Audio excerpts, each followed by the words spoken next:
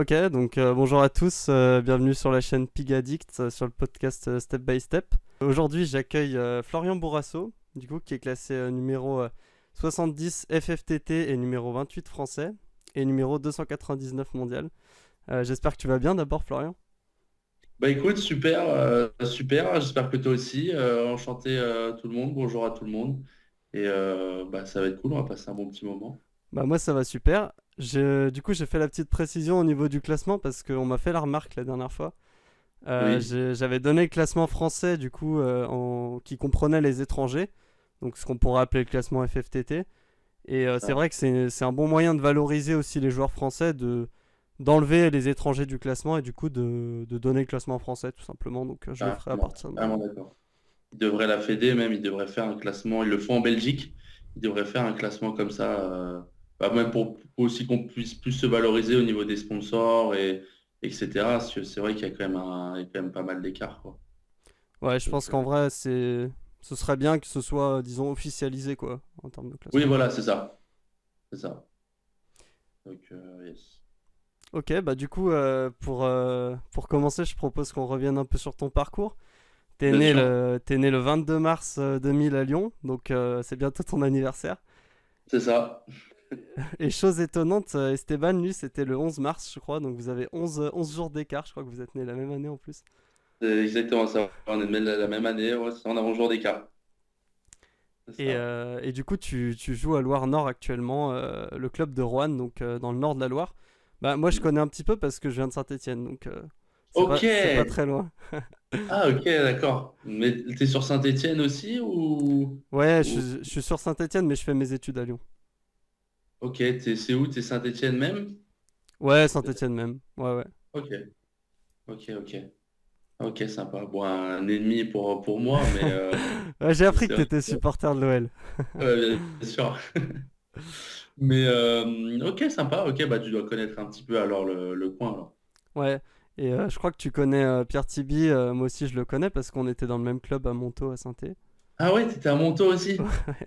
Ah ok, bah ouais, c'est un grand pote à moi. On a été en internat ensemble pendant 2 ou 3 ans, tous les jours ensemble. Puis là, on est encore en contact. Il vient au match à Rouen aussi, Ah, en c'est cool. pro. Donc ouais, c'est sympa. On arrive aussi un peu à se voir à côté. Donc non, c'est cool qu'on ait gardé une amitié comme ça. Parce que c'est vrai que ça fait 10 ans qu'on se connaît. Non, c'est sympa, ouais. Oh, c'est cool, hein. Ouais, Et du coup, ben, on va commencer un peu on va retracer un peu le fil, voilà, de ton histoire. Tu bien commences sûr. le ping à 7 ans, je crois, au club de Mézena dans l'Ain. Euh, Mézeria. Méséria, pardon. Méséria, Ouais. je dis Mézena. Et du coup, c'est entre Mâcon et Bourg-en-Bresse à peu près, quoi, c'est ça? Oui, c'est ça, oui. Je crois, oui. Et du coup, tu t'évolues combien d'années là-bas?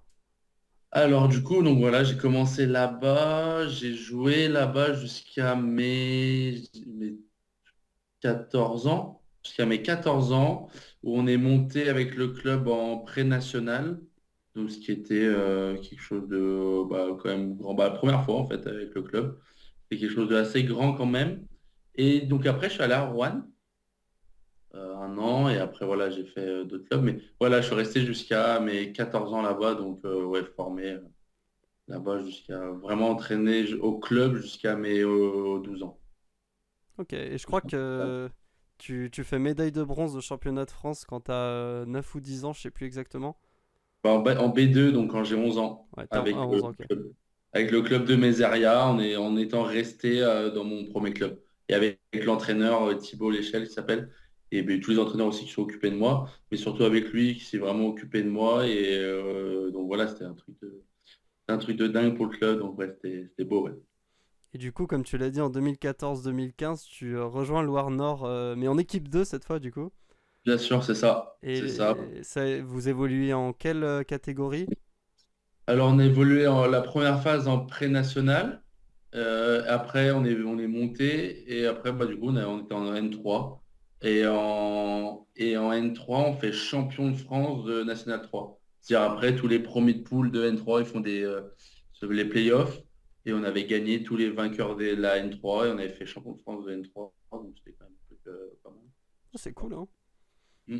Et du coup, je crois que tu es aussi médaille de bronze en simple au championnat de France cadet.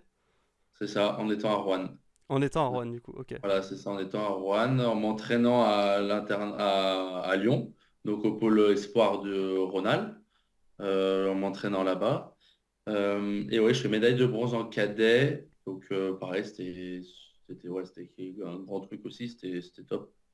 Toujours pas gagné de demi-finale, mais même après, mais en tout cas, non, c'était bien, quoi. C'est top. Et du coup, après, je crois que tu entres au lycée et en même temps, tu rentres au pôle France de Nantes, c'est ça, au pôle C'est ça, pour 3 années. c'est Et ça. du coup, ça se passe comment là-bas au niveau des courses et de l'entraînement? T'arrives à concilier les deux? C'est assez compliqué, j'imagine. Oui, bah justement, ils ont un système en plus totalement à part. En plus, moi, je fais un peu un double changement où bah, je vais au club du Creusot et en même temps au Pôle France à Nantes. Donc, c'est déjà un gros changement parce que bah, bon, j'étais à Lyon, donc je suis à peu près à 1 heure de Lyon. Donc, déjà, je pouvais rentrer tous les week-ends. Là, c'est vraiment, je vais à Nantes, donc c'est beaucoup plus compliqué pour rentrer. Mais là, donc là-bas, c'est vraiment l'entraînement. En fait, on va plus à l'école. On va plus à l'école. On essaie de tout mettre dans la semaine entre, je sais pas, entre 12 et 13, 12, 13, 14 heures d'école à la semaine. Donc, comment ça se passe? Bah, apparemment, c'est un système qui nous avantageait beaucoup, mais pas facile non plus. C'est qu'en fait, entre guillemets, on payait des profs qui venaient nous faire cours dans les salles du CREPS. Et en fait, on avait le prof pour trois. On était trois dans la classe au début où j'étais. Parce que j'étais dans la classe avec Damien, Lurka et Bastien Ambert ma première année. Et en fait, le prof, il nous faisait cours et en fait, on était trois, mais nous, on était en seconde. Il y en a qui étaient en première aussi. Terminale, des fois, on était à cinq prof de maths, il faisait cours un peu à tout le monde. Mais du coup, on vraiment considérait le cours vraiment comme ça. Pour après, c'est s'entraîner au moins 2 fois par jour. Enfin, au moins une tous les jours et deux le plus possible. Parce que des fois, ça dépendait. La première année, même, on faisait des cours le soir de 19 h à 21 h des trucs comme Ah ça. ouais, c'est dur, hein. Donc, après deux entraînements, en plus, voilà, t'as 16, 17 ans, c'est pas évident. Mais du coup, ça nous permet de nous entraîner énormément. Et Ouais. ça, c'était trop bien. Voilà, après, c'était pareil pour ma première, ma terminale. Sauf que bah, forcément, en fait, on fait les cours, on est rattaché comme ça, mais on passe les mêmes épreuves, on passe le même bac, on passe les mêmes choses. Donc, c'était vraiment pas évident parce que, bah, mine de rien, tu manques un peu quand même de cours, quoi. Tu manques un peu de notions. Il suffit que tu partes en compète en plus sur des choses, tout ça. Donc, c'était pas évident, mais au final, j'ai quand même réussi à avoir mon bac général. J'ai eu un bac ES et j'ai réussi à avoir mon bac en ayant très peu de cours. Bon, il a fallu beaucoup charbonner sur la fin de terminale évidemment. Mais en tout cas, voilà, j'ai passé 3 belles années où voilà, c'est quelque chose d'à part, quelque chose à faire, plus ou moins. Mais c'était voilà, beaucoup d'entraînement, on rentrait, on faisait des cours. Il n'y avait pas trop de social, du coup, on n'était pas avec les jeunes, on n'était pas au lycée, on voyait personne, on était entre nous. Donc c'est vrai qu'avec du recul, voilà, c'est une expérience, mais c'est vrai qu'après, tu peux perdre aussi un petit peu ce côté entre guillemets humain, quoi. Si on est vraiment en mode robot. Et c'est vrai que bah, du coup, quand tu sors de Nantes et tu sors faut aller à la fac ou faut aller faire autre chose. Ah ouais, ça, tu passes de 2 à 3 par classe à des amphis de 200, 300. Donc, Ouais, parce que voilà, t'as été en STAPS, je crois que t'as entamé une année de STAPS c'est ça. après. C'est ça. J'ai essayé, j'ai tenté, ouais. On va dire ça comme ça, ouais, j'ai tenté. Et du coup, au Creusot, je crois que t'arrives, l'équipe elle est en N1, si je dis pas de bêtises.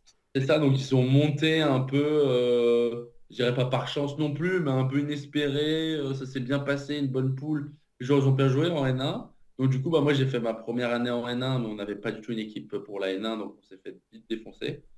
Donc on est redescendu en N2. Je crois on a dû faire une phase sûre. Je crois qu'on a refait une phase en N2. Après on a recruté. Donc ils ont mis les moyens en fait pour recruter un joueur, pas non plus de dingue, mais pour que ça tienne la route. Et après, en fait, on est monté en N1 et après, on s'est vraiment stabilisé en N1 où pendant 2 années de suite, du coup, je suis resté 4 ans là-bas. Voilà, resté 4 ans pendant donc, les 2 dernières années où on a 2 finales de poule. On se joue vraiment plus à la maison au Creusot, 2 finales de poule pour accéder aux playoffs. Malheureusement, on perd les deux, mais ça veut dire que voilà, on était vraiment bien installé en N1, on avait une bonne équipe. Et puis au final, on a réussi à faire un grand engouement à la salle, au club ou à la ville, parce qu'il y avait des 200 personnes qui venaient voir le match. C'était un peu dingue. Et Ouais. ouais, une super expérience là-bas. Et du coup, après, tu pars à l'issue de ces 4 années au centre C'est ça. d'entraînement de Metz, c'est ça? Ou alors t'étais encore au Creusot, je crois, la première année où tu vas au C'est centre ça. d'entraînement de Metz. C'est ça, ma première année, au fait, quand je pars de Nantes, j'avais quand même fait une petite demande pour aller à l'INSEP à l'époque. Ils m'ont dit non. Donc j'ai pris l'option d'aller à Metz. Et en fait, ma première année à Metz, je reste au Creusot. Et après, donc je m'entraînais à Metz. Voilà, on démarre la vie mes propos, plus ou moins. Et suite à ça, le club de Metz me fait une proposition pour être le réserviste de l'équipe pro. Donc là, voilà, pour le côté sportif, je suis parti. Et après, voilà, j'ai enchaîné 4 ans à Metz, au club 3 ans au club de Metz. Et du coup, à Metz, vous étiez en Pro B, c'est ça? C'est ça, Pro B. Pro B, donc moi j'étais vraiment le numéro 4 au début, il fallait faire sa place. C'était Diogo Chen, Esteban, un Russe, Chernov il s'appelait, et moi. Et puis voilà, le coach m'a laissé un petit peu ma chance sur quelques matchs. Et j'ai réussi à gagner un match. Et au fur et à mesure, j'ai regagné un autre match. Et après, j'ai réussi à prendre la place. Même bon, il y a eu le Covid pendant tout ça et tout, mais j'ai réussi à gagner ma place comme ça. Et après, voilà, monter les échelons avec le club. Qu'est-ce que ça fait de gagner un match en pro pour la première fois? Ça doit être de belles sensations, je Ah pense. bah c'est dingue, c'est dingue parce que en fait avant tout ça quand j'arrive à Metz, donc c'est-à-dire voilà, quand j'arrive à la fac entre guillemets, en fait j'essaye d'aller sur le deal, c'était que je fasse les cours et le ping parce que là je devais être 170 Français, 180 Français ou 150, peut-être quelque chose par là, donc loin d'être pro. Ou peut-être j'étais peut-être un peu mieux, je sais plus, il faudrait avoir peut-être 150. Et en fait, de voir des pros autour de moi, je me suis dit, ah ouais, je veux être pro, quoi. Et ça m'a donné un peu envie. Sauf qu'en fait, je voyais qu'en faisant les cours, je pouvais m'entraîner, franchement, au max 3 4 fois semaine. Sauf que quand on veut être joueur pro, c'était très compliqué. Mm. Et en fait, là, j'ai dû vraiment, à Noël, donc vraiment Noël 2019 ou 2018, assez tôt, en fait. Assez tôt, j'ai une discussion avec mes parents où je me dis, là, faut que je fasse un choix, je peux plus faire les deux. Sauf que évidemment, les parents, ils surtout ma maman, elle voulait que je continue à faire les études. Mon papa qui faisait un peu de ping, il voulait quand même, il savait pas trop, mais voilà, il savait quand même que j'avais envie. Et en fait, du coup, on s'est fait un deal où on s'est dit, ok, t'arrêtes l'école pendant 2 ans. Pendant 2 ans, tu fais que du ping, tu fais que t'entraîner. Et voilà, parce que aussi, j'avais pas de revenus, quoi, presque pas de revenus, donc c'était très, très dur aussi de vivre, entre guillemets. Et voilà, donc en fait, c'est parti du fait que je me suis donné 2 ans pour être en pro. Euh, et au final, au bout d'un an et demi, j'ai réussi. Voilà, il y a Metz qui m'a proposé. Après, j'ai réussi à intégrer l'équipe pro. Et puis après, j'ai gagné mon premier match. Donc là, c'était un truc de dingue.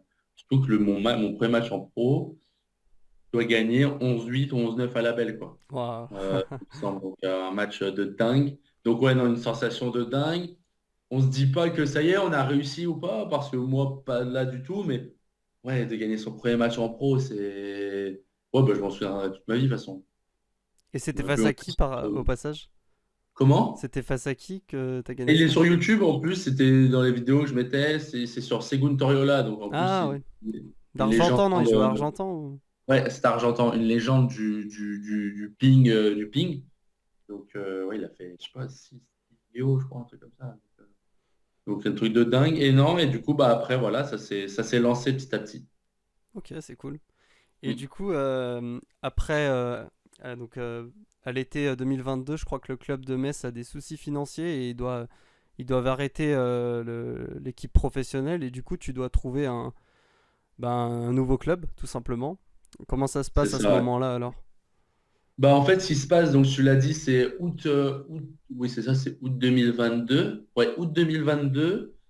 Donc en fait, moi, en février 2022, j'ai re-signé pour 2 ans. J'ai re-signé pour 2 ans à Metz. Donc voilà, dans ma tête, voilà, moi je voulais signer 2 ans, comme ça je sais que pendant 2 ans, je suis tranquille, je m'entraîne à Metz, je sens bien. Il y avait le nouveau coach, ça se passait avec Vincent Moite, ça se passait super bien. Il y avait Dorian aussi, Nicole qui était maintenant sur l'entraînement. C'était vraiment top, le compromis était vraiment bien, je me sentais bien. Donc là, la saison allait démarrer et boum, août 2022, bah, ils annoncent que il n'y aura plus d'équipe pro oui, financièrement, clairement. C'est-à-dire que s'ils continuaient comme ça, le club allait couler totalement et je pense que ce n'était pas le but. Surtout qu'en filles, bah, ils ont quand même en filles, ils sont quand même solides, quoi, hein. L'année dernière, ils ont fait finale de la Ligue des Champions. Voilà, donc ils ont fait un choix, ils ont misé tout sur les filles, ce qui s'entend très très bien. Et là, bah, je me suis retrouvé dos au mur. Là, c'était très compliqué. Là. Quand j'ai eu cette annonce, ouais, j'avais appelé mon père, j'étais dans un état catastrophique. Ouais, bah, j'avais pas envie d'arrêter, mais je me suis dit, bah putain, c'est quoi le problème, quoi. Mm. Et en fait, bah, après, il m'avait proposé quand même de rester en N1, de rester de m'entraîner au club et d'essayer de trouver une alternative. Voilà, d'essayer, ils ont quand même essayé de m'aider. Sauf qu'à partir de ce moment-là, je me suis dit, bah, en vrai, c'est le destin et c'est-à-dire que c'est ton heure et en gros, faut partir, quoi. Donc, bah, la priorité, c'était de trouver un club. Donc, bah, j'ai regardé parce que le championnat, les autres championnats, c'était tout fermé, quoi. Les mutations dans les autres championnats, que ce soit Allemagne, Suède, etc. Toutes les mutations c'était tout bouclé, quoi. Donc, en gros, il fallait une mutation exceptionnelle, il me semble, ou une mutation où je devais être à la fin. Et le plus important, c'est de trouver un club. Donc, le but, bah, c'est de jouer en Pro B. Donc, bah, j'ai regardé les 12 clubs de Pro B ou 10 clubs. C'est 10 ou 12, je ne sais plus, c'est l'année dernière. Je ne sais plus. J'ai regardé les 12 clubs de Pro B et j'ai envoyé un message à tous les clubs. Et donc, bah, c'est vrai que j'ai eu un profil qui intéressait, donc j'ai eu pas mal de réponses, ça c'était sympa. Et au final, bah, c'est avec Lille, qui de base, quand j'avais demandé, j'ai un collègue, Bastien Dupont, quand je lui ai demandé, il m'a dit, bah, l'équipe est complète, c'est compliqué. Je dis, bah, ok, pas de souci, je passe à autre chose. Et au final, bah, ça s'est passé. Donc, du coup, j'ai signé à Lille. Et après, j'ai pris la destination du centre d'entraînement de Montpellier. Mais voilà, une fois que j'ai réglé le club, il fallait que je règle le centre d'entraînement. Et après, j'ai pris la destination de Montpellier. Donc, je suis arrivé aussi un peu à Montpellier à l'arrache, comme ça. J'ai pris mes valises. Et au début, bah, je dormais chez Esteban, hein, aussi Denis, dans Chisco. Donc, je dormais voilà, un peu comme ça jusqu'à ce que je trouve mon appart. Mais du coup, voilà, pour moi, au moment où j'ai eu tout ça, j'ai quand même pas mal réfléchi. Et la meilleure double option, c'était Lille et Montpellier, même si géographiquement, c'est pas le mieux, c'était la meilleure option. Et du coup, tu vis encore à Montpellier à l'heure actuelle, je crois. Et voilà, et là, en fait, je m'y plais vraiment bien à Montpellier. C'était un très bon choix. Je suis très heureux, je m'y sens vraiment bien. Et puis, et du coup, là, je suis encore à Montpellier. Voilà. Ok. Et donc, et puis à Lille, en plus, ça s'est super bien passé. Une année vraiment bien, avec des matchs de dingue, des matchs de folie. Et bah, notamment, bah, si en plus je m'entraîne avec lui, mais avec sur Alexis. Ouais. On fait un match à Montpellier de malade mental où Fabio bat Félix et Félix, c'est sa seule défaite de toute la saison en Pro B. Mm. Et puis moi, derrière, je bats Alexis qui était numéro un français. Et 10 jours avant, une semaine avant, il bat Liang Jinkun. Donc bon, c'était assez dingue. Puis un public, on était, je sais pas combien de personnes, c'était un truc. Ouais. Donc, Donc, donc voilà, voilà où j'en suis. Ouais. ouais, du coup, pour revenir vite fait sur le match sur Alexis, c'est quand même incroyable parce que tu gagnes 3-1 en faisant un match de fou. Il y a des points top sur top. Il y a une ambiance de taré. Tu t'encourages, tu gueules de partout. Franchement, c'est un match, je pense que. Est-ce que tu considères que c'est le meilleur match de ta vie ou l'un des meilleurs matchs de ta vie? Bien sûr, bien sûr, bien sûr. Bah là, j'en ai fait un récemment qui rentre dans le top 1, j'ai envie de dire. Mais lui, avant qu'il soit sorti du top 3, va falloir que je refasse des très gros matchs. Et en fait, c'est le tout. En fait, c'est le tout, c'est que bah, déjà, il y a le public de dingue. Mais le public en soi, ils viennent aussi limite supporter Alexis et Félix, Mm. qui commencent à devenir quand même des stars et tout. On entend beaucoup parler d'eux. Donc, ils viennent vraiment pour les voir. C'est même pas forcément beaucoup de fans du Lille Métropole, quoi, du club, même s'il y en avait énormément. Et en fait, bah non, mais on sent que l'ambiance est dingue, Fabio il gagne. Et en fait, bah moi, c'est vraiment le deuxième point du match. Un point de malade mental. Je repars 3 fois en vert. Il me la remet, je lui mets une mine en coup droit. Et là, puis je commence à faire chauffer le public, bah voilà, comme j'aime bien faire.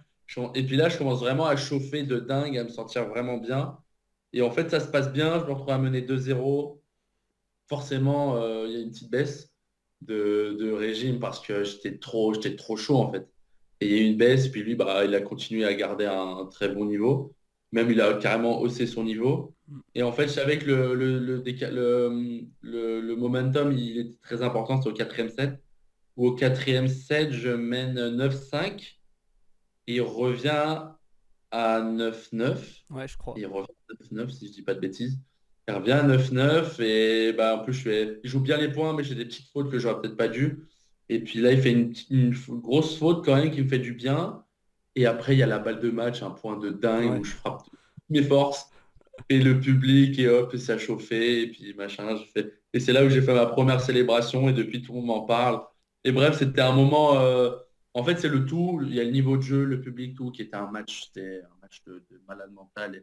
Oui, alors d'aujourd'hui, il est largement. C'est le deuxième plus gros match. Ouais, voir le premier en vrai, c'est pareil, un et deux de ma vie, quoi, parce que c'était ouais, une personne de dingue.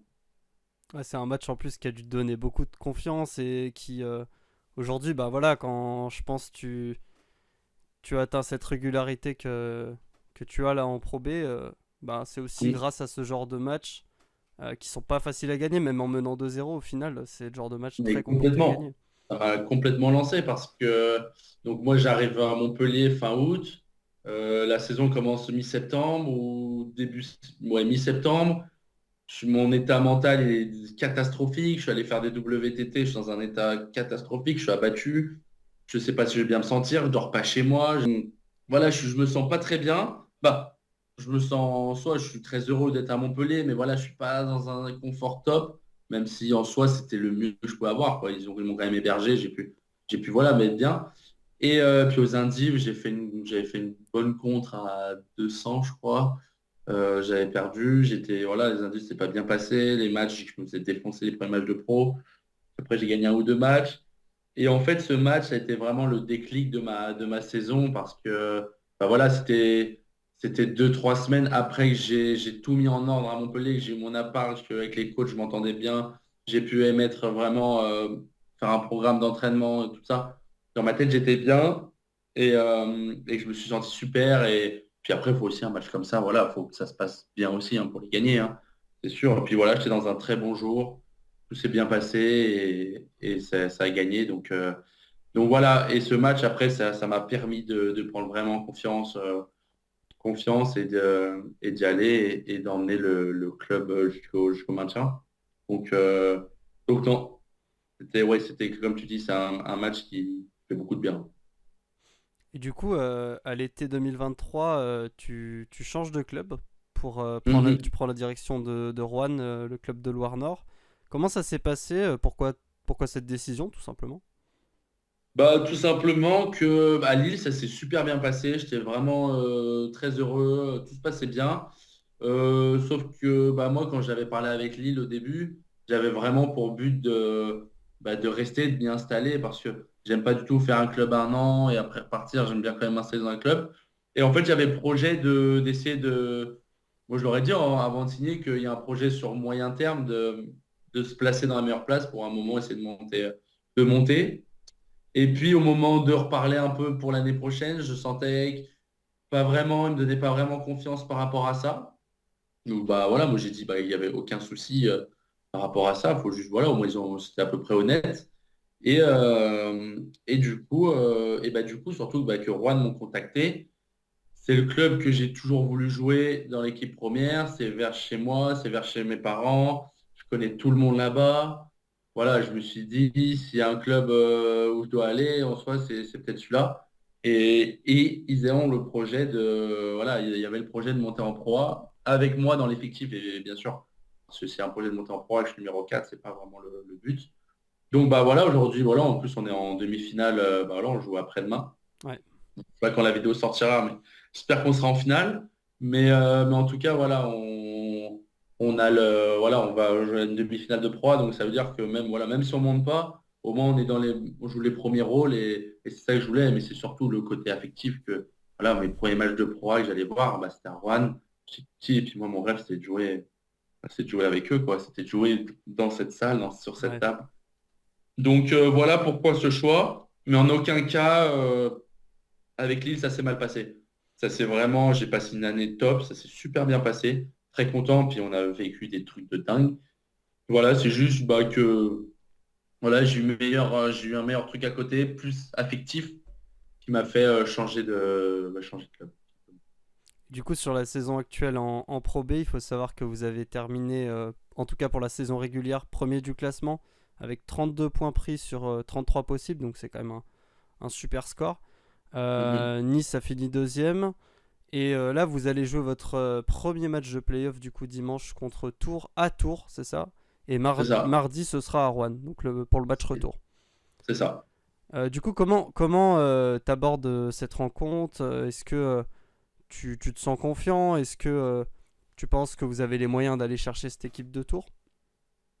Bah écoute, je le prends. En fait, voilà, comme tu as dit, c'est vrai qu'on a fait 32 sur 33 en termes de points, mais en aucun cas, voilà, sur un match comme ça, on sait que c'est des playoffs, en aucun cas on va se mettre favori ou on va se dire on est meilleur, on va gagner.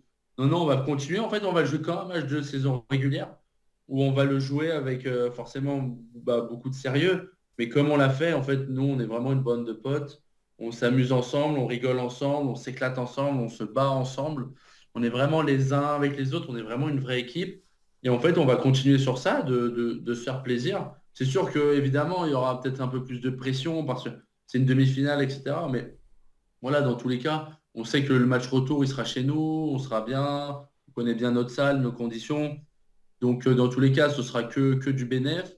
Je pense, voilà, moi, depuis que je suis tout petit, j'ai toujours rêvé de jouer des matchs comme ça. C'est des matchs de demi-finale qui après peuvent accéder à une finale d'une montée en proie, etc. Donc, non, franchement, voilà, on l'aborde avec beaucoup de sérieux. On est très heureux. Déjà, on est très heureux de se retrouver, nous, parce que voilà, c'est aussi les moments de match de pro, parce qu'on ne se côtoie pas au quotidien avec mes coéquipiers. Mais là, de se retrouver et voilà, d'aller kiffer ensemble, parce que c'est ça qu'on veut, essayer de faire une bonne prestation à Tours et après d'être bon chez nous au retour. Mais en tout cas, voilà, toute l'équipe s'est préparée pour cette demi-finale. Voilà, on a fait des tournois, il y a eu des WTT, d'autres petits tournois. Donc voilà, je pense que on est prêt. On sait que ce match est quand même assez important, donc on fait en sorte chacun de notre côté d'être en forme pour ce genre de match. Et c'est ce qui se passe. Donc voilà, maintenant, ce qui va se passer sera à la table et que le meilleur gagne. Mais en tout cas, voilà, on est prêt, armé et on va tout donner, hein. Bon. Et du coup, t'évolues avec Florent Lambier qui est numéro 46 FFTT, Elias Ranefur qui est un joueur suédois numéro 65 FFTT, et Louis Laffineur qui est un joueur belge numéro 155 FFTT, voilà, pour information. C'est ça. Du coup, je voulais revenir avec toi sur quelques matchs références que tu as pu faire cette année en Pro B. Alors Mhm. j'en ai choisi quelques-uns, évidemment c'est pas une liste exhaustive et peut-être que tu seras pas d'accord avec moi, mais je pense que le premier match franchement en championnat où je t'ai trouvé très costaud, c'est sur Jérémy Petiot, Mhm. qui joue à Nice, qui est numéro 37 français. Tu gagnes 3-1, 14-12, tu perds le deuxième 11-4, tu gagnes le troisième 11-7 et tu gagnes le quatrième 11-5. Euh, Quel souvenir tu gardes de ce match? Comment tu l'as abordé? Bah, c'est un joueur déjà que j'avais jamais joué. J'avais jamais joué. C'est quand même délicat. Bah, toujours, voilà, en tant que numéro 3 bah, en tant que match 3 je me retrouve, on joue, il y a 1-1. Donc, il y a un petit peu de pression, entre guillemets. Mais voilà, je sais que c'est un joueur qui a beaucoup d'expérience, qui est très. Voilà, c'est un joueur quand j'étais petit à Rouen, je le voyais jouer en Pro B, Pro A. Donc, c'est un joueur quand même que j'admire beaucoup. Gros toucher de balle, etc. Donc c'est un match que voilà, j'appréhendais avec beaucoup de sérieux. Voilà, on sait que sur un match, vu que c'est un match par jour, bah, le physique ne rentre pas trop en compte et qu'il peut se passer beaucoup de choses. Donc non, les souvenirs que j'ai, c'est qu'il me posait beaucoup de problèmes avec sa qualité de balle, avec ses services, sa grosse qualité de balle, elle est très lourde, il y a énormément d'effets. Et j'arrivais pas trop à la gérer. Et après, au fur et à mesure du match, j'ai réussi à trouver des petits services qui l'embêtaient un peu plus. Et surtout, j'ai réussi à contrôler en fait sa première balle. Hmm. Et une fois que j'ai réussi à contrôler et que j'ai réussi à l'amener dans l'échange, lui, voilà, il a plus l'âge où il était à son meilleur niveau aussi. Mais voilà, dès qu'il y avait un peu plus d'échanges, bah, je sentais que je prenais le devant et le but c'était de l'emmener dans l'échange. Et c'est ce que j'ai réussi à faire et pour m'imposer à la fin 3-1. Mais c'est vrai que c'était quand même un bon match et un match très important pour l'équipe. Évidemment, quand notre numéro un après il joue pour à 2-1, c'est pas pareil. Ouais. Après, il y a un match, là on est un peu plus tard, hein. Je crois qu'on est à la 9ème journée face à Fouras. C'est le match contre Andrea Landrieux qui a joué à Rouen, qui est Oui, classé numéro 21 français. Que tu gagnes 3-1, 11-7, 11-5, tu perds le troisième 12-10 et tu gagnes 11-4. C'est un match où tu es super solide, je trouve. Tu fais pas beaucoup d'erreurs. c'est vrai que là j'ai très très bien joué. Je l'avais jamais vu jouer non plus. C'est pareil, c'était un des grands qui m'impré- bah, qui m- voilà, c'était la star aussi du Rhône-Alpes. Il vient du Rhône-Alpes et tout. C'est quelqu'un que j'admirais beaucoup. Bah voilà, j'avais hâte de me confronter à lui. Bon, je sais qu'il revenait de blessure, donc il était un peu en manque de repères. Donc bah, moi j'essaie d'en profiter pour envoyer. Et puis voilà, les deux premiers sets se passent vraiment bien. Je mets vraiment la tactique en place où j'arrive vraiment à lui rentrer dedans avec peu de fautes. Après, j'ai une petite baisse sur le troisième. Lui, il s'adapte, il me pose des petits soucis, service remise. Mais j'ai vite rectifié après, où je suis parti direct, début de set, je suis parti très loin, avec pas mal de réussite aussi. Le quatrième set avec pas mal de réussite. Et au final, je m'impose 3-1. Mais voilà, c'est sur le match-là, en tout cas, ben voilà, j'étais dans un très bon jour, j'ai très bien joué, il m'a pas énormément dérangé. Moi, j'ai réussi à beaucoup l'embêter, à le sortir de sa zone de confort avec son revers et ses enchaînements. Donc non, très content. Puis en plus, c'est un match voilà, qui n'était pas évident parce que pour moi, c'est assez loin. Il y a eu beaucoup de voyages la veille, etc. Mais du coup, c'était top et on gagne en plus la rencontre 3-0. Non, oui, c'est vrai que lui, c'était un très gros match. Très gros match, ouais. Puis ça montre aussi que tu as gagné, t'as énormément gagné en régularité, tout simplement. Tu gagnes beaucoup de matchs. Je sais pas, tu dois tourner peut-être à 70% de victoires en Pro B, quelque chose comme ça. Ouais, je suis en 8-4. Ouais, 8 sur 12. ouais. Je crois que c'est ça, C'est à ouais. peu près ça, 8 du sur coup, ouais. 12. Voilà. Oui, oui, carrément. Et pour finir, du coup, j'en ai choisi La un proposition autre. 3. Ouais, C'est le match face à Eric Jouti, le Brésilien, du coup, qui joue à Lille. oui, Alors déjà, c'est parce que c'est aussi ton ancien club. oui, Et c'est une victoire décisive. Je crois qu'avec ça, vous gagnez la rencontre 3-1 et vous qualifiez définitivement pour... Enfin, vous êtes premier du classement, je crois. oui. Oui, oui, oui, c'est ça. Bah, on était assuré de finir premier avant le match, Ah oui. mais eux, il leur fallait des points pour éviter de jouer les playdowns. Donc, pour eux, c'était un match quand même très important. Et voilà, donc moi, je perds le premier match. Là, sur cette rencontre, j'ai joué en fort. Je perds le premier match, on a fait un gros match sur la Catos. Et après, sur Jouti, gros match que j'avais jamais joué aussi, mais que c'est un jeu que j'ai bien aimé. Et au final, je gagne, j'ai pas facilement non plus, mais je gagne, il me semble, 3-0. Je sais pas de bêtises, je sais pas. Voilà, je me Ouais, sens c'est que je gagne ça. 3-0. Où j'ai réussi à pas mal l'embêter. Lui, je pense, il pensait encore sa défaite à la 11-9, 11-8 à la belle sur Elias, Van Mm. le match, deux matchs avant. Je pense qu'il était un peu la tête sous l'eau. Et au final, j'ai réussi à m'imposer, faire gagner l'équipe. C'est vrai que bon, ça aurait été différent si on avait joué à Lille, parce que bah voilà, j'aurais vu du monde, ça aurait été sympa. Mais là, du coup, c'est eux qui sont venus chez nous, donc bah, j'ai revu quelques ex-coéquipiers. Et voilà, c'était un petit moment un petit peu nostalgique. Bon, j'étais content de ramener le point pour Juan, mais du coup, content pour eux qu'ils aient pu éviter ces fameux playdowns. Du coup, je voulais te poser une question qui change un petit peu de tout ce dont on a parlé. On a parlé un petit peu de tes matchs, de ta saison avec Loire Nord. Je voulais te poser une question vis-à-vis de la médiatisation du ping français et du contraste qu'il y a en fait entre la médiatisation qu'on a pu voir notamment via les frères Lebrun, hein, avec leurs performances. On a ces deux joueurs qui sont dans le top 20 mondial, avec les JO à Paris qui vont jouer cet été, avec les championnats du monde qui ont eu lieu en février, la médaille de bronze pour les filles et la médaille d'argent pour les mecs. Euh, Ce contraste justement avec, par exemple, bah, le championnat de Pro A ou le championnat de Pro B, où les joueurs ne sont pas vraiment mis en lumière, voire pas du tout parfois. Moi, je me suis retrouvé personnellement pour regarder certains de tes matchs, à aller sur des lives Facebook que les clubs voilà, mettent à disposition. Mais voilà, je voulais savoir un petit peu ce que tu pensais de tout ça et qu'est-ce qu'on pourrait faire pour que, justement, du point de vue de la médiatisation, on avance un peu. Écoute, déjà, ça a énormément évolué quand même. Voilà, déjà, c'est vrai qu'avant de parler de la Pro A et de la Pro B, il fallait déjà qu'ils parlent du circuit international, ce qu'ils font maintenant, où on parle vraiment là, voilà, même sur RMC, ils sont en train de diffuser le Singapour Smash. Mm, Donc ça, c'est un truc de dingue. Il y a 1 an et demi, on n'aurait jamais pu imaginer c'est vrai. ça. Il commence à avoir un vrai engouement, ok, peut-être parce qu'il y a les jeux, mais surtout grâce aux deux frères qui mettent vraiment une plus-value pour le ping. Et je pense que c'est quelque chose qui fait aussi vibrer les gens. On entend parler partout. Puis en plus, en étant à Montpellier, c'est encore une autre échelle. Mais donc déjà, ça, c'est déjà un gros côté positif. Après, voilà, on peut pas trop en demander pour l'instant.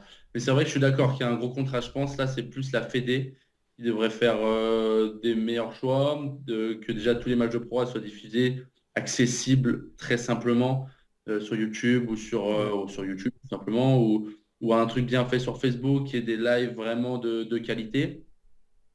Après, en Pro B, bah voilà, déjà, si on fait ça en Pro A, on pourra commencer à en parler en Pro B. Pro B, maintenant, c'est les clubs qui. Et ça, c'est grâce au Covid, hein, parce qu'il y a 4-5 ans, regarder un match de Pro B sur Internet, c'était impossible. Mm. Bah, c'est grâce au Covid, vu que les salles étaient vides, bah, tout le monde a commencé à mettre sa petite caméra, faire des lives Facebook, là, etc.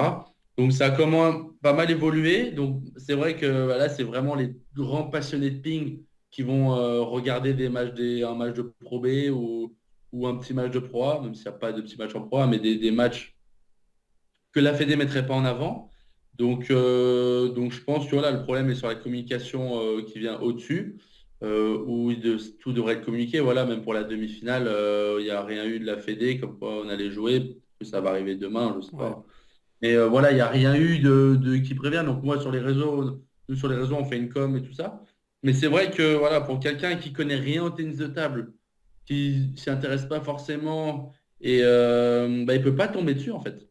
Ouais. Il peut pas tomber au hasard dessus et se dire, oh, c'est quoi ce match de Pro B? Ok, bon, c'est Pro B. Et au final, il va regarder le match et il va adorer. Mais sauf qu'il peut pas tomber sur ce match-là parce que bah, déjà, même quelqu'un qui s'y connaît dans le tennis de table, il va avoir du mal à le trouver. Mais alors quelqu'un qui a rien à voir avec le tennis de table, il n'y a aucune chance. Mm. Tandis que maintenant, via RMC, tu allumes ta télé, tu mets YouTube, tu peux voir RMC en live. Si tu es fan de sport, normalement, tu suis la chaîne RMC ou au moins tu as déjà regardé des vidéos RMC, tu peux tomber dessus. Là, c'est vrai que pour un match de Pro B, non.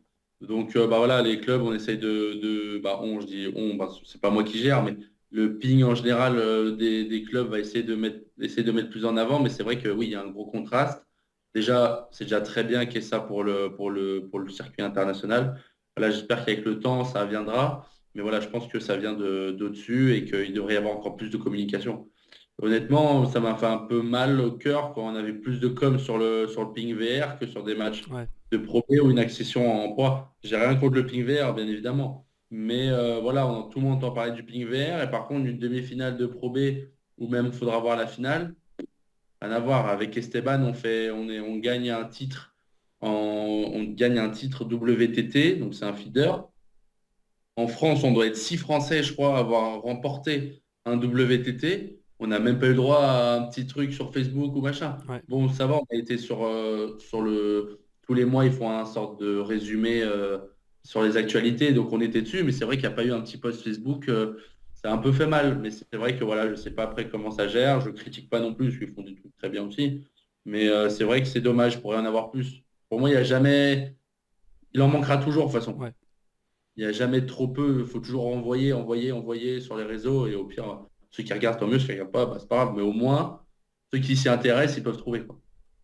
Ok. Donc, Merci pour ton avis sur ouais, cette j'ai beaucoup question. parlé, mais Non, il ouais. n'y a pas de problème, c'est intéressant.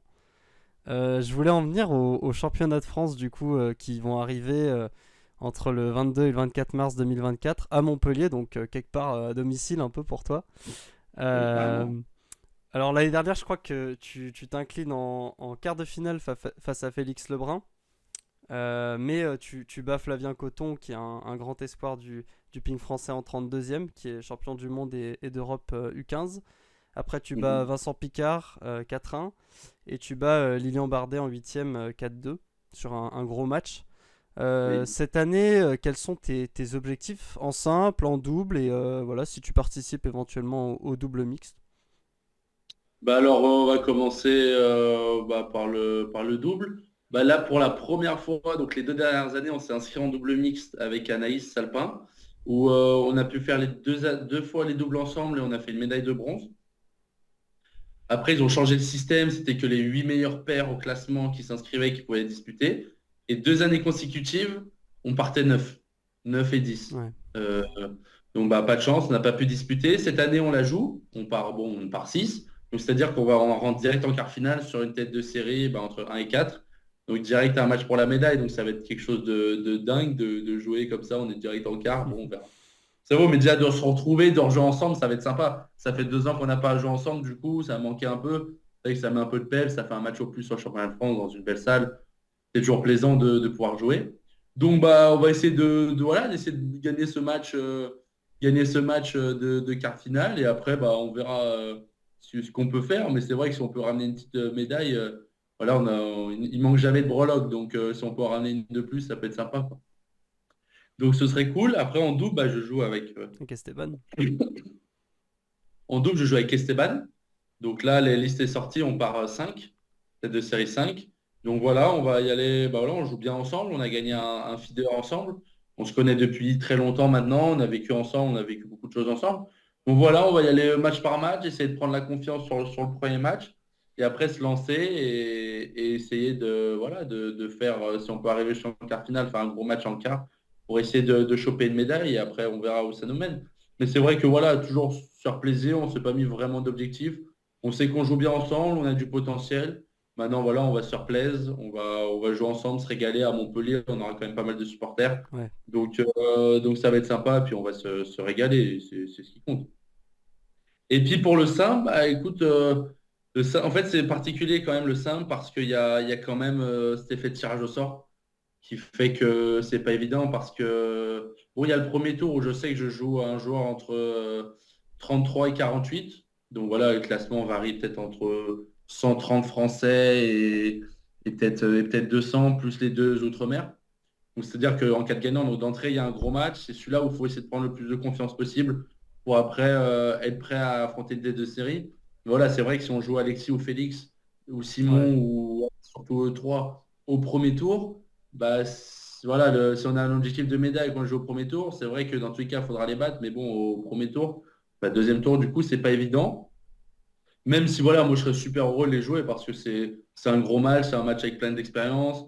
L'occasion de jouer quand même un vice-champion du monde. Donc si voilà, c'est jouer un des trois, donc ça peut être quelque chose de dingue pour le vendredi soir. Mais sinon, voilà, je ne me mets pas forcément d'objectif. C'est vrai que j'ai fait 2 fois quart finale, donc deux grosses perfs.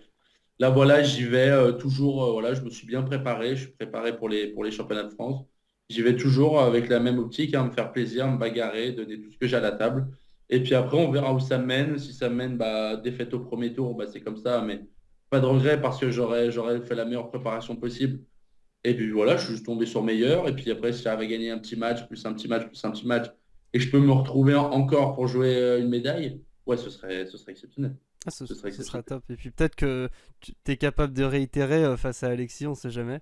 Bien sûr, c'est pour ça qu'au Voilà. final, moi, c'est dur. C'est pour ça que je peux pas parler d'objectifs, mais par contre, voilà, n'importe qui je vais jouer, moi, je suis heureux, je suis là, la compétition, elle est super, super belle salle, super complète. Les championnats de France, c'est quand même quelque chose de grand, championnat de France senior. Donc, peu importe qui je vais jouer, voilà, je vais y aller avec le couteau entre les dents, y aller, me faire plaisir et puis me régaler comme d'hab, hein. Et puis après, on verra. Donc, pas vraiment d'objectif du coup, mais voilà, se faire plaisir et on verra qui on joue. Mais ça va être. Non, j'ai hâte, j'ai hâte.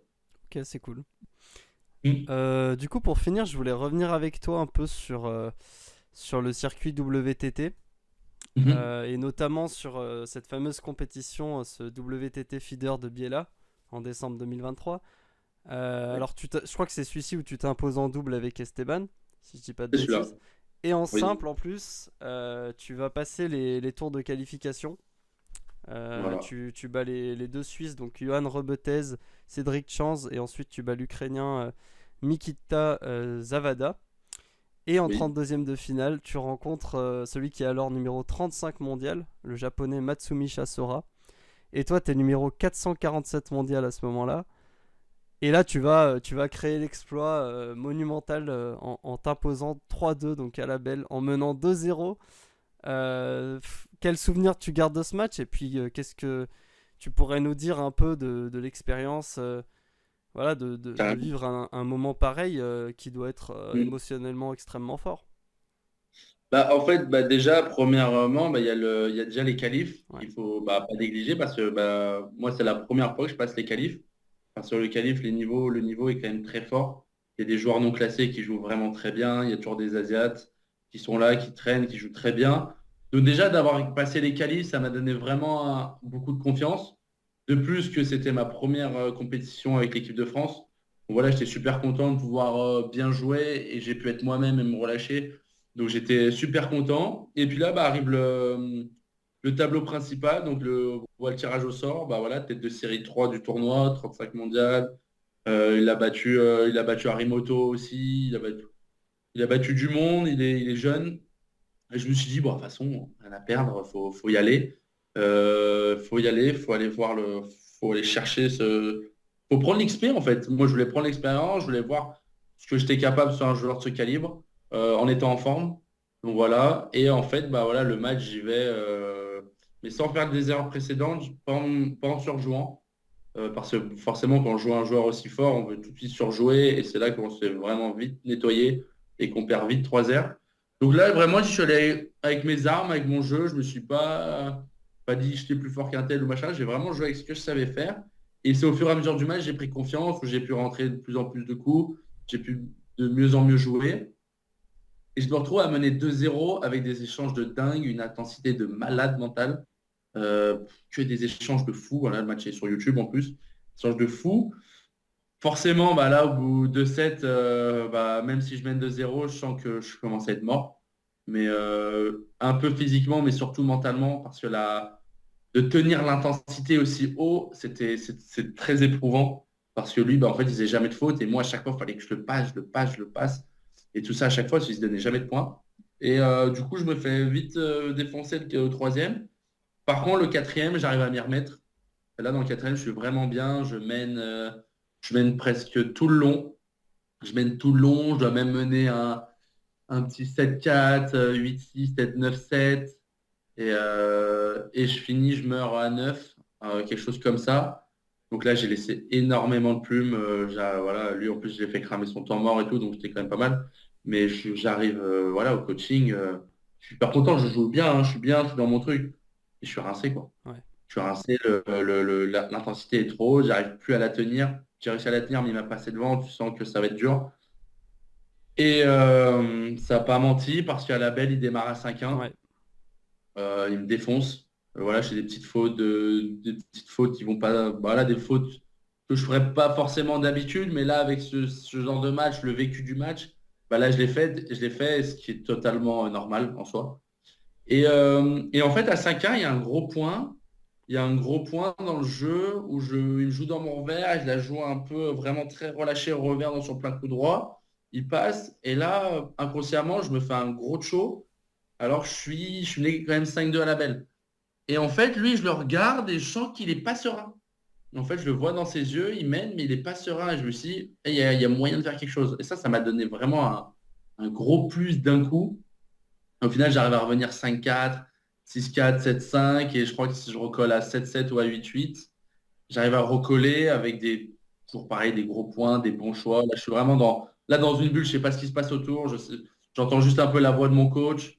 Voilà, je sais pas trop ce qui se passe. Et puis là, il se passe deux gros points, un bloc de malade, un point que je défends. Je me retrouve à mener 18. Et là, 18, tu dis, ah là, je peux gagner. Et là, ça change. Là, d'un coup, tu reviens un humain, tu ressors de ta bulle un peu et tu te dis, ok, putain, je suis à un point de battre un mec aussi fort, comment je vais faire? Et au final, 18, je joue super bien le point, mais il me gratte. Et au final, bah, je perds le point, il m'écarte plein coup droit et je perds le point. Et au moment d'aller chercher la balle, je me suis dit, bah écoute Flo, ce soir, quand tu vas rentrer à l'hôtel, il faut que tu te regardes dans la glace et que tu te dises, bah, sur ce match, j'ai eu aucun regret. J'ai fait tout ce que j'avais à faire. Et au moins, tu as perdu, mais tu as fait ce qu'il fallait faire. Donc là, je me suis dit, bah, c'est un risque à prendre dans le match, ou même pas forcément dans le match, parce que j'ai pris que des risques dans le match, mais c'est un gros risque à prendre. C'est là parce que lui, tu sais qu'il ne fera pas la faute. Là, j'envoie gros service long, je sais qu'il joue dans mon revers, j'envoie la patate la plus forte de ma vie en revers dans son plein coup droit. Elle rentre, bah, il touche pas la balle, et là, je gagne, et voilà, c'est énorme, quoi. Il se passe trop de choses. Il se passe trop de choses en moi. Pour la petite anecdote, avant le match, donc pas une heure et demie avant le match, je suis dans le bus pour aller à la salle.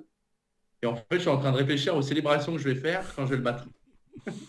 Je suis en train de réfléchir à des célébrations. Je me suis dit, mais là, je suis un malade, quoi. Je vois un mec qui est 35 mondial. Je pense à comment je vais C'est célébrer. ouf ça Et quand même.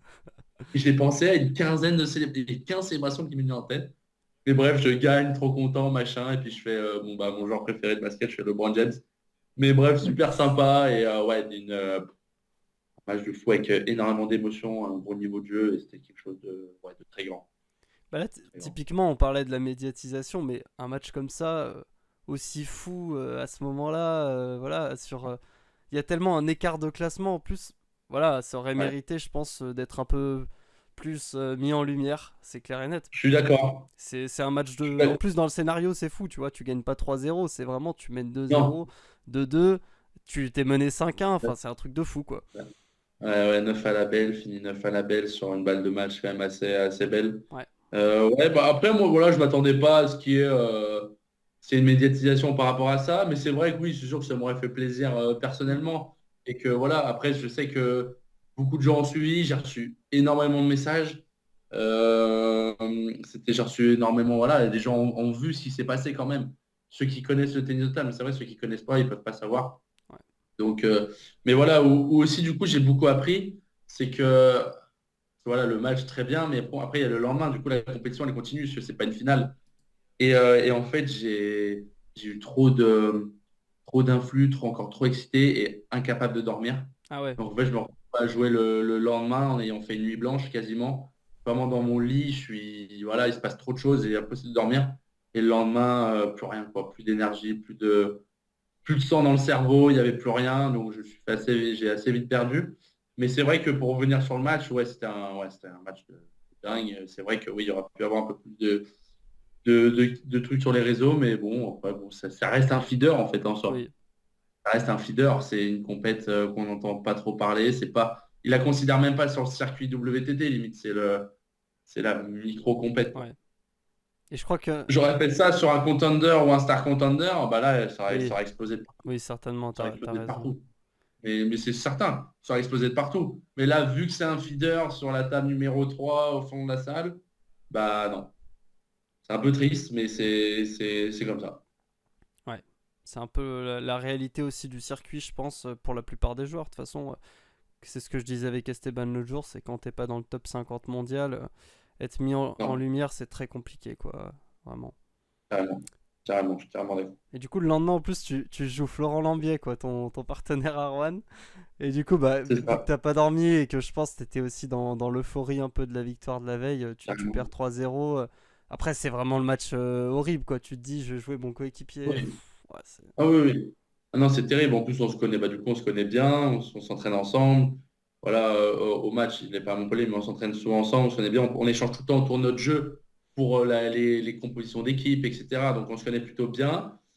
Et c'est pas un 3-0, je me fais défoncer, mais c'est un 3-0, voilà. Je crois que je dois avoir peut-être une ou deux balles de 7 dans le match, mais il y a moyen de faire mieux, mais c'est vrai que sur le jour même, l'instant T, j'en suis pas capable. Enfin, j'en étais pas capable. Mais c'est vrai, bah oui, c'est un match pas évident. Mais c'est quelque chose, voilà, pour l'expérience qui est super intéressant. J'avais discuté justement avec Félix et Alexis, et je sais pas si tu te rappelles, mais à l'époque, ouais, ça va faire quoi, 2 ans, 2, 3 ans. Félix, quand il avait battu Chang Chi-Wan en étant 150 mondial et Chang Chi-Wan était 20 mondial, ou je sais plus combien il était, il le bat avec un match de fou. Bah, lui, il a eu la même, en fait, on a discuté, il a exactement été pareil. Il a reçu beaucoup de messages, donc t'es refait, tu réponds à tout le monde. Et au final, tu te trouves à pas dormir la nuit. Et le lendemain, lui, il a joué, bon, c'était plus fort, mais il a joué Carlson et fait défoncer 3-0, il n'y a pas eu de match et retour maison, quoi. Ouais. Donc c'est vrai que c'est un truc à gérer qui n'est pas évident en tant que sportif de haut niveau et surtout quand il y a des grosses pertes, un ascenseur émotionnel. Mais c'est vrai que voilà, pour les proches, pour les futurs, si j'ai la chance de pouvoir en rebattre, au moins je saurais mieux gérer. Et du coup, t'as quelques compétitions internationales de prévues là pour ces prochaines semaines? Oui, bah du coup, bah voilà, il y a les playoffs, les championnats de France. Et mois d'avril, il y a le feeder de Varaždin, donc en Croatie, du 1 au 7 avril. Et du 8 au 12 avril, il y a le feeder de Düsseldorf. Où, du coup, je vais faire les deux en double avec Esteban. Donc ça va être sympa, on va se régaler. Là, il y aura un peu de temps. Et en espérant fin avril, bah, dans tous les cas, soit une place 3-4, soit une finale de Pro B. Donc dans de refaire deux feeders, ça va être cool. Ça va être cool, essayer voilà, de gagner des points, de monter au classement, c'est ça le plus important. En tout cas, on te le souhaite. Bah, merci. Du coup, pour conclure, j'ai une question de la part d'Esteban, qu'il a voulu te poser la Oui, dernière fois. Il m'a demandé si un jour tu serais tenté pour rejouer avec lui en club. bonne question ça, elle est belle. Bah évidemment que oui. La réponse forcément c'est oui parce on a vécu des sacrées années, des sacrés matchs ensemble, voilà, la cohésion, voilà, puis en plus on est très potes, donc on a vécu beaucoup de choses. C'était aussi nos débuts en pro, même si lui il avait un petit peu plus d'expérience, il avait 1 an ou 2 ans de plus que moi en pro, donc lui il m'a aussi beaucoup aidé, il m'a beaucoup apporté dans le monde pro. Donc, bien évidemment, si on pourrait rejouer ensemble, ce serait top. Voilà, maintenant il est en Pro A, donc moi le but c'est d'aller le chercher en Pro A et qu'on puisse faire une équipe soit ensemble, soit bah, je sais pas, ou au pire on sera adversaire, mais voilà, au moins déjà que j'arrive en Pro A et après bah, au moins que j'ai le niveau de la Pro A pour pouvoir le rejoindre. Mais oui, bien sûr, ce serait un grand plaisir et ouais, c'est vrai qu'avec les années qu'on a vécues ensemble, ce serait top parce qu'on se connaît super bien, on sait un peu comment l'autre réfléchit, donc c'est vraiment que du plus. Mais oui, ouais, ce serait incroyable. Bon, déjà, un titre au championnat de France en double, ce serait déjà très très bien. Ouais, déjà, voilà, j'ai jamais eu de gros titres. Donc, si ouais, c'est un jour, ouais, je peux avoir un gros titre comme ça sur des championnats de France ou une belle compète, ça peut En être plus, dingue. lui, il est accoutumé du fait, j'ai envie de dire. Parce qu'il a gagné Ah avec oui, Alexis. Bon, complètement. c'est vrai que Alexis, c'est sympa aussi de jouer avec lui, je pense. Ah oui, bien sûr. Bien sûr. Puis surtout que là, les deux frères, ils font les doubles ensemble. Ouais, ouf. Donc, ça pourrait être incroyable si on peut se retrouver un peu plus tard dans le tableau et jouer l'un contre l'autre. Ouais, ça pourrait être incroyable, Merci pour ta carrément. réponse. Du coup, je voulais te demander si tu avais une question pour mon prochain invité, qui sera du coup Adrien Rassenfos, qui est Mhm. champion de Belgique. Est-ce que tu as une petite question à lui poser? Bah, j'en avais une petite marrante, mais je sais pas après si tu la Il n'y a pas de garderas ou souci, pas. t'inquiète. Ouais, ouais. Je la garderai, je la J'ai- garderai. Ok, bah, il est partenaire d'entraînement avec Florent Lambier et du coup, je vais lui demander s'il pouvait de temps en temps le laisser gagner à l'entraînement pour qu'il prenne un peu confiance parce que d'après ce que j'entends, il le laisse pas trop, il le laisse pas trop gagner. Du coup, bah, s'il pourrait me faire cette faveur de le laisser gagner quelques fois à l'entraînement pour qu'il prenne confiance et qu'il soit plus performant dans le championnat. Ah, ce trash talk. Ouais. Ok, c'est cool, merci. Bah, du coup, merci Florian pour ta participation. Et on te souhaite vraiment le meilleur pour la suite. Bah écoute, bah merci, j'ai passé un super moment et puis de toute façon, bah, à très bientôt. Peut-être qu'on aura l'occasion de se croiser. Et puis bah écoute, merci et puis bah merci à tous ceux aussi qui auront écouté l'interview. Salut!